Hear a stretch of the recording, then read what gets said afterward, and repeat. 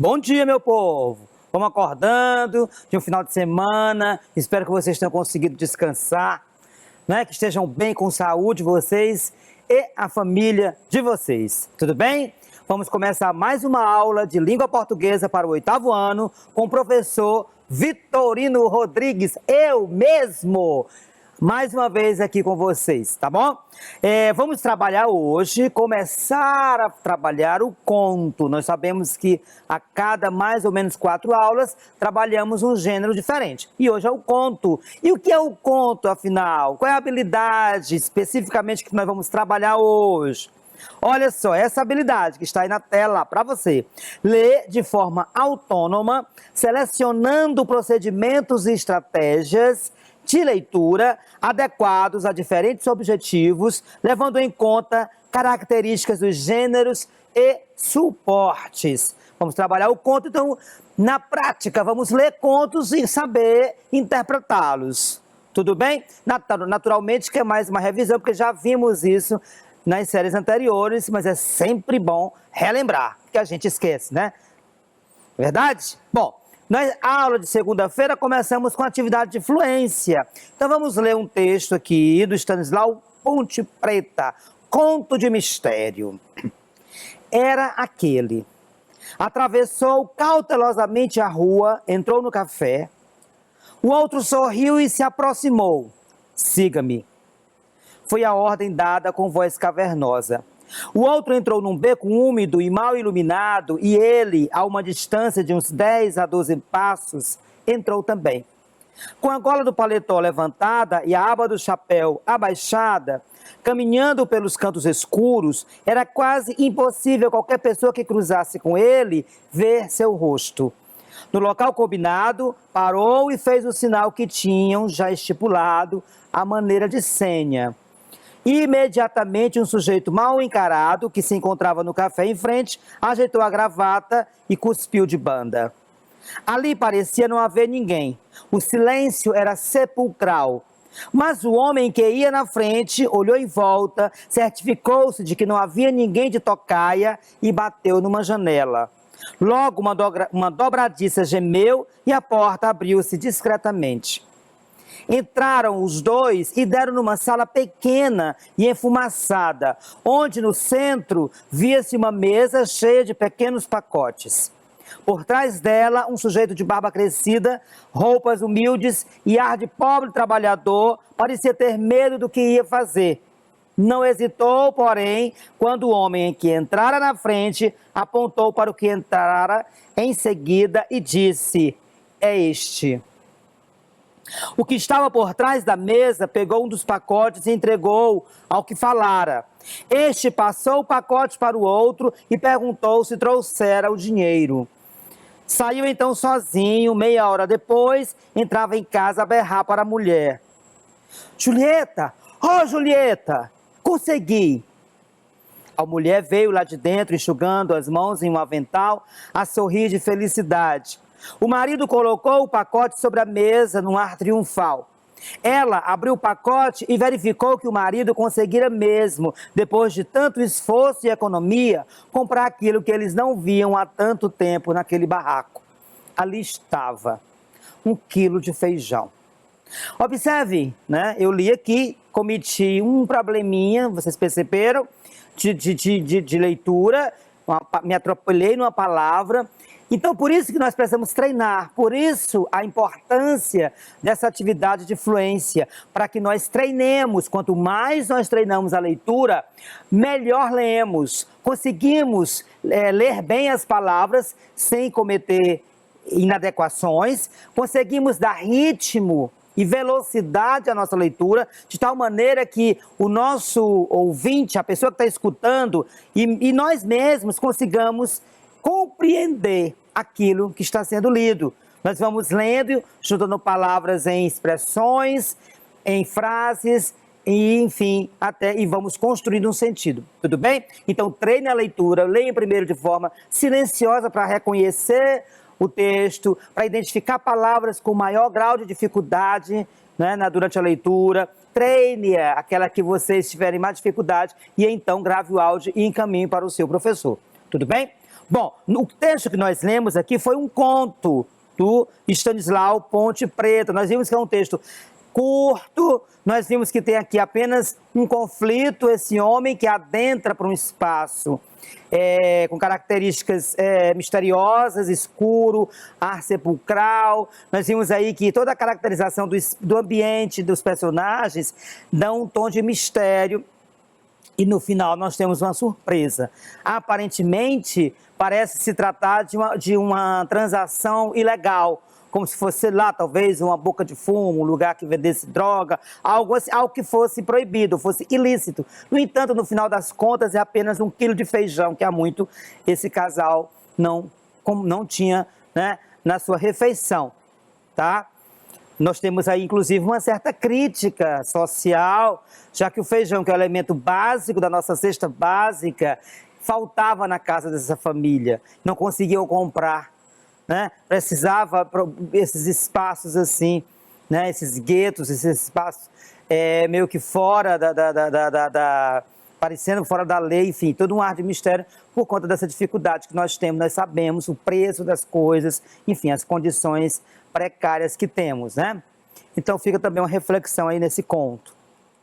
Bom, vamos então conhecer o conto, relembrar algumas características. Olha só, conto é um gênero literário, ou seja, quando falamos um gênero literário, quer dizer que não é real. É algo que faz parte da criatividade de alguém, né? Da invencionice. Pode ser baseado num fato real, no entanto, a maneira como é colocada, os elementos que são acrescidos na hora de escrever pelo seu autor, né, dão conta de que aquele texto não é real, não é um fato real, mas é um fato literário, tá? Da imaginação.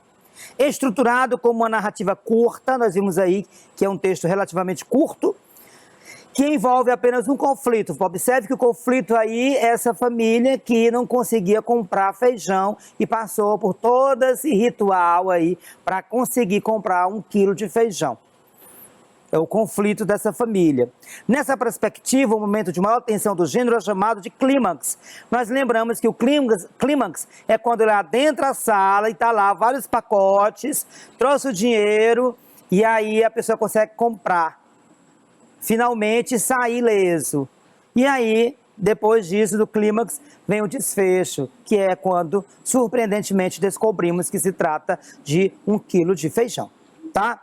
Então, conta, além disso, não é uma regra, mas é comum que o conto apresente poucos personagens. Nós vimos aí que, basicamente, personagens são muito reduzidos, especificamente esse personagem que vai comprar e a mulher, e outros que vão atravessando, mas são personagens que não estão ali diretamente envolvidos com o principal conflito, né?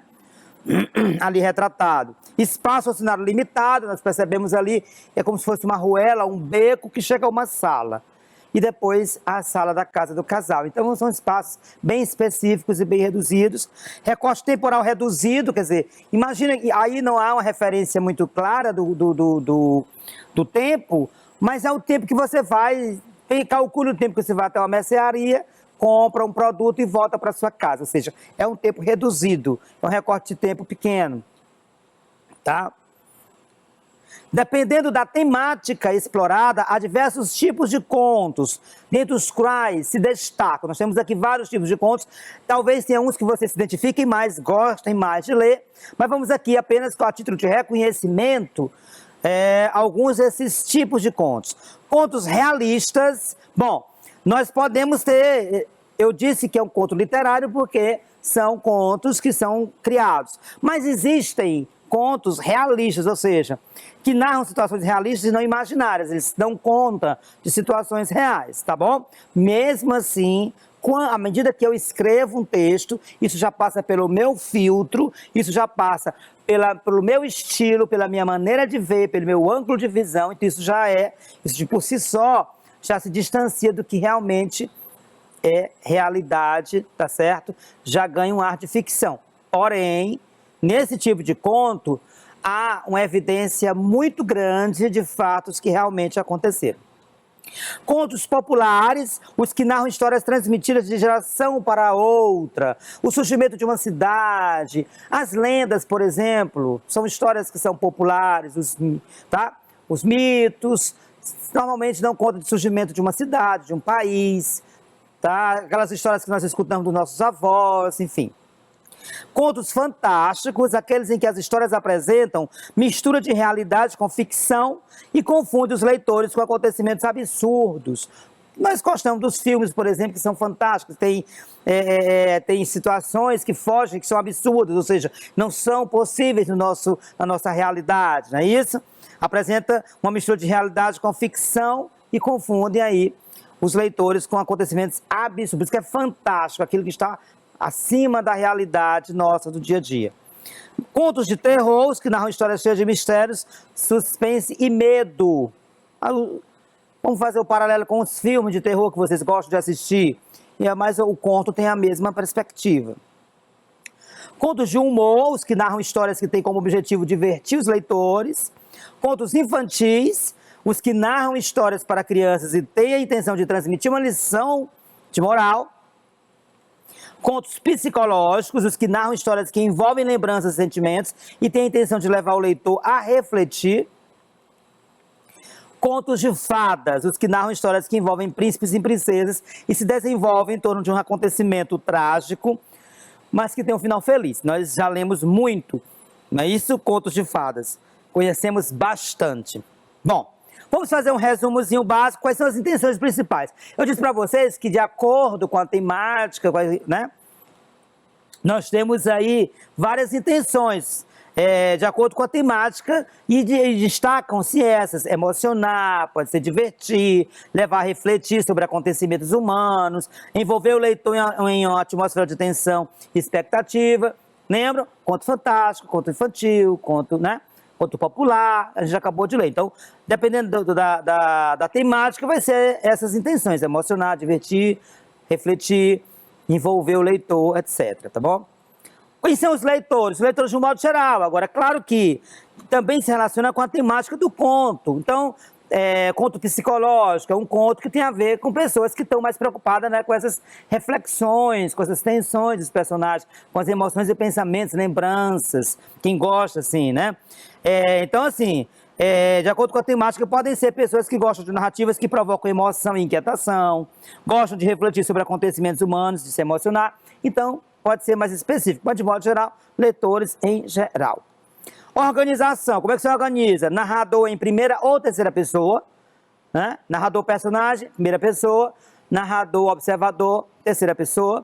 Centra-se em um único conflito, presença de discurso direto, indireto ou indireto livre, ou seja, ou o personagem fala diretamente, reproduz a fala do personagem, ou o narrador usa suas próprias palavras para dar a voz do personagem, tá bom? Ou pode ter a mistura de tudo isso, mas nós vamos falar especificamente na aula de amanhã sobre os tipos de discurso, tudo bem?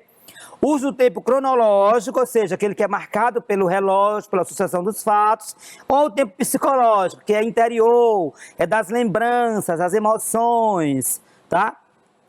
Por fim, a linguagem. Presença de linguagem figurada e outros recursos expressivos, aquelas figuras de linguagem, metáfora, metonímia, eufemismo, comparação, antítese, hipérbole. Essas figuras, nós temos aí a linguagem figurada, mais ou menos formal, dependendo do autor e ou do leitor a que se destina. Se for um conto, por exemplo, popular, que vai ter pessoas mais comuns do dia a dia, vai ter uma linguagem mais próxima do coloquial.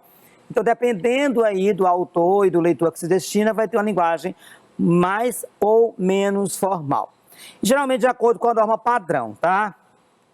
Bom, vamos responder agora algumas questões. Nós lemos o texto de fluência e nós retiramos alguns trechos desse texto para repensarmos sobre o conto, tá? Conhecê-lo, identificá-lo através de atividade. Primeira, observe. Era aquele. Atravessou cautelosamente a rua, entrou no café. O outro sorriu e se aproximou. Siga-me. Foi a ordem dada com voz cavernosa. O outro entrou num beco úmido e mal iluminado e ele, a uma distância de uns 10 a 12 metros, entrou também. Com a gola do paletó levantada, né? E a aba do chapéu, conseguem ver? Abaixada, caminhando pelos cantos escuros, era quase impossível qualquer pessoa que cruzasse com ele ver seu rosto. No local combinado, parou e fez o sinal que tinham já estipulado, a maneira de senha. Então, como eu disse, só relembrando, nós temos aqui um ar de mistério, não é isso? A pessoa, o lugar é escuro, é úmido, ou seja, isso dá o paletó, quando você sobe a aba do paletó, que emenda com o chapéu, o rosto fica, e no lugar escuro, o rosto fica praticamente impossível de ser reconhecido. Então, tudo isso vai ganhando, vai dando esse contorno de mistério, como se fosse algo ilegal, como eu disse, quando lemos o texto de fluência, tá bom? Bom, então, pela leitura desse trecho, é correto afirmar que o conto acima, letra A, está escrito em primeira pessoa, ou seja, é um texto que se afirma pela presença de verbos, né? Ou pronome de primeira pessoa, por exemplo, eu caminhei apressado, levantei a gola do paletó, chegamos a um quarto escuro, entendem? Então ele está dizendo aí que o texto é escrito em primeira pessoa. Você concorda? Você confirma isso? É correto? Em siga-me, há uso do discurso indireto, ou seja, em siga-me é o narrador que está falando pela boca do personagem, ou seja, né, utilizando aí sua fala para reproduzir a fala do personagem. Isso é correto? Apresenta predominantemente o uso de linguagem informal, ou seja, linguagem do cotidiano, do dia a dia. Você concorda com isso? Ou, por fim, faz uso de tempo cronológico marcado pela sucessão da ordem dos fatos. Bom, eu vou dar 10 segundinhos para vocês pensarem um pouquinho e vou já analisar com vocês essa questão, tá bom? Pode ser assim? Eu aguardo. Fuja não, estou de olho em vocês.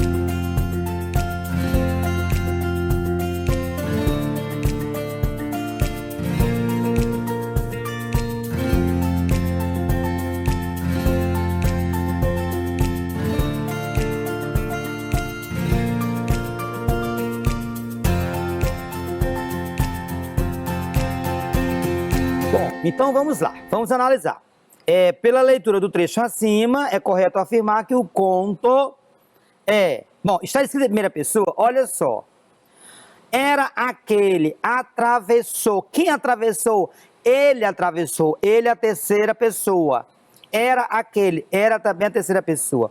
O outro sorriu, terceira pessoa também. Né? Com a gola do paletó levantada e a aba do chapéu abaixada, caminhando pelos cantos escuros, era quase impossível. Então observe que não há a presença da primeira pessoa, está em terceira pessoa. Logo, a letra A está incorreta. Tá? Em siga-me, há uso do discurso indireto. Eu disse para vocês que amanhã falaremos mais especificamente dos tipos de discurso. Porém, nós lembramos de aulas anteriores sobre isso. Eu vou agora junto com vocês. Olha, o outro sorriu e se aproximou. 2 pontos. Tchum, tchum, tchum, tchum. Aspas. Siga-me. Quando eu coloco esse aproximou, que nós chamamos de verbo de elocução, tchum, tchum, 2 pontos. Isso anuncia que o personagem entra em cena e vai dizer, siga-me. Significa dizer, meus queridos e minhas queridas, que quem está falando aí é esse homem que está lá, nesse espaço. Não é mais o narrador. É a fala, é a reprodução da fala de um personagem. Como é que eu sei? Verbo de elocução, aproximou, 2 pontos. Abre aspas, siga-me, fecha aspas. Nós sabemos que a fala do personagem na narrativa pode ser introduzida com travessão e também com aspas. Por isso que não é a letra B, não é discurso indireto, é discurso direto. Isso é a fala do personagem da maneira que ele falou, reproduzida, falando aí, tá bom? Apresenta predominantemente o uso de linguagem informal. Não, a linguagem é formal. Observe que aqui está tudo de acordo com a gramática, com a norma padrão. Faz uso de tempo cronológico marcado pela sucessão da ordem dos fatos. Sim, Ele está indo, saiu de casa, foi meia hora depois. Existe uma sequência de tempo, uma ordem temporal, que é a ordem natural que nós acompanhamos no dia a dia. A ordem do relógio, por isso a resposta correta é a letra D de dado. Bacana? Vamos para uma segunda questão. Releia um trecho do conto da atividade de fluência, tá?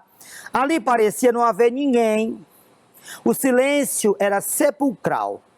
Mas o homem que ia na frente olhou em volta, certificou-se que não havia ninguém de tocaia, bateu numa janela, logo uma dobradiça gemeu e a porta abriu-se discretamente. Observe que nós temos aí uma sequência de ações que, bom, não vou falar mais. Qual é a intenção dessa sequência de ações, dessa maneira, essa adjetivação, como o narrador caracteriza esse lugar, né? Como os tipos de adjetivos que são colocados: sepulcral, olhou em volta, bateu na janela, uma dobradiça gemeu, quer dizer, existe um som aí também para aumentar, bom, né? Potencializar essa caracterização. Então vamos lá. Por esses elementos que eu acabei de dizer agora, né, na leitura desse texto, percebemos que há no conto a intenção de quê? Por que isso? Não tinha ninguém, era sepulcral, olhou em volta, não sei o quê, né? Letra A, emocionar o leitor. Será que você trazer uma emoção para o leitor? Divertir o leitor com situações cotidianas. Vocês acham que isso aí tem um tom humorístico, engraçado? Ou pelo contrário, um clima de tensão, de preocupação?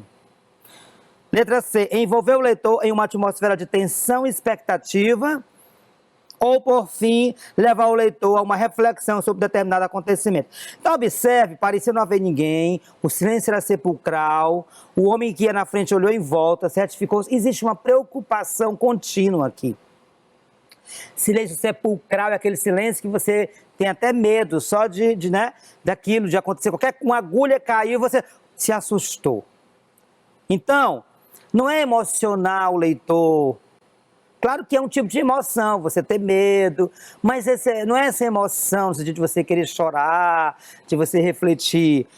Não é divertir também, porque não é engraçado. Mas é principalmente o quê?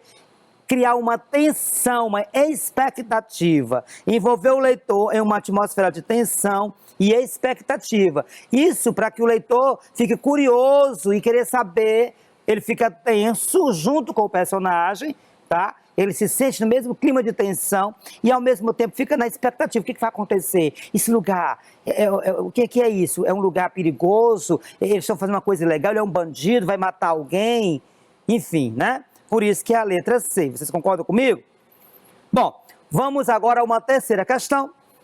A mulher veio lá de dentro, enxugando as mãos em um avental, a sorrir de felicidade.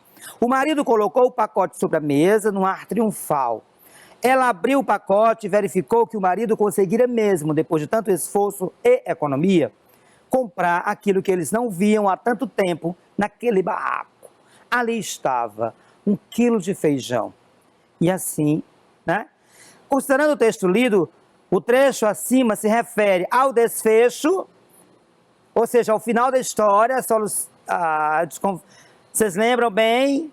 Eu acho que vocês já mataram a charada, mas eu vou ler as alternativas, mesmo assim.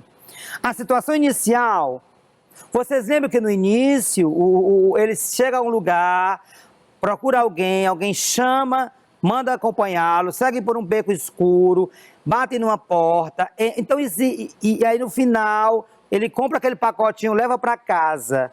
E aí é que acontece isso aqui. Então não é a situação inicial. A história não começa dessa maneira. Pelo contrário, ela termina.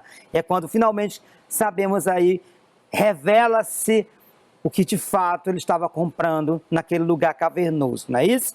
Então não é. Ao clímax do texto, não. O clímax é um pouquinho antes. O clímax é quando ele chega no espaço, tem vários pacotes, trouxe o dinheiro, ele comprou.